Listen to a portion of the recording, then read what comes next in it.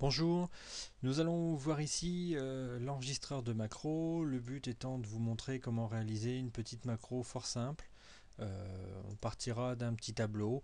Le but étant de prendre ces données-là, de les copier dans un onglet qui apparaîtra ici avec un peu de présentation, on mettra en gras. Et pour vous montrer que quand on modifie la liste, qu'on la rajoute et qu'on veut repartir de zéro à chaque fois, euh, automatiser, on va dire, le fonctionnement. Voilà. Donc le but n'est pas de créer une macro extraordinaire, mais de vous montrer comment fonctionne l'enregistreur que l'on trouve dans la partie développeur et vous avez enregistré une macro. On vous ouvre une petite fenêtre, généralement on vous demande le nom, ici on va l'appeler test. On peut indiquer une touche de raccourci si on veut la faire exécuter en lançant la combinaison CTRL A par exemple, et enregistrer la macro dans donc soit ce classeur si c'est toujours le même, ou dans le classeur des macros personnels si on veut se créer une bibliothèque de macros, ou même dans un nouveau classeur. Voilà. Ici nous contenterons de ce classeur, ça ira très bien. Vous voyez que quand je clique sur OK, il est venu me rajouter une petite case ici, la case, le bouton stop, pour arrêter la macro. Voilà, qui vous indique qu'on est en cours d'enregistrement.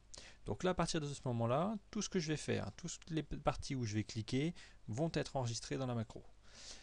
Alors, on part du premier tableau, on va se mettre un petit peu n'importe où. Tiens, je vais vous montrer une petite astuce.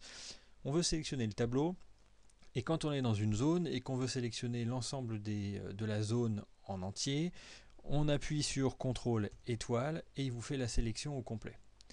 Une fois qu'on est parti là-dessus, on se fait un petit copier, on va dans l'onglet à copier, on est placé en A1, on colle, on décide que les en-têtes, on va vouloir les mettre en gras, voilà, et puis on retourne dans l'onglet base ici, voilà.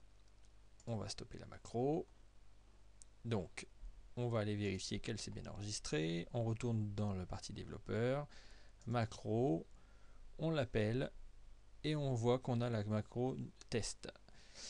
Pour l'exécuter, c'est très simple. Une fois que vous l'avez sélectionné, vous cliquez sur exécuter. Alors, on ne va pas le lancer tout de suite parce que dans l'onglet à copier, on avait mis des éléments. Donc, pour vous montrer, on va tout supprimer. On revient, on retourne en base, macro, test, exécuter. Ça a été vite, on n'a rien vu. Si vous retournez dans l'onglet à copier, vous voyez qu'il vous a créé tout le tableau que vous aviez d'à côté, mis l'entête en gras comme vous lui aviez demandé, et donc vous retombez ici. Si on décide de rajouter un petit peu,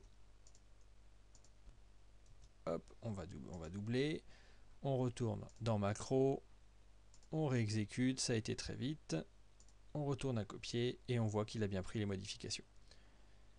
Voilà, c'est tout pour l'enregistreur de macro, c'est quelque chose d'assez simple. Et je dirais après à vous de faire parler votre imagination en fonction de vos besoins pour créer vos propres macros. Voilà, bon courage.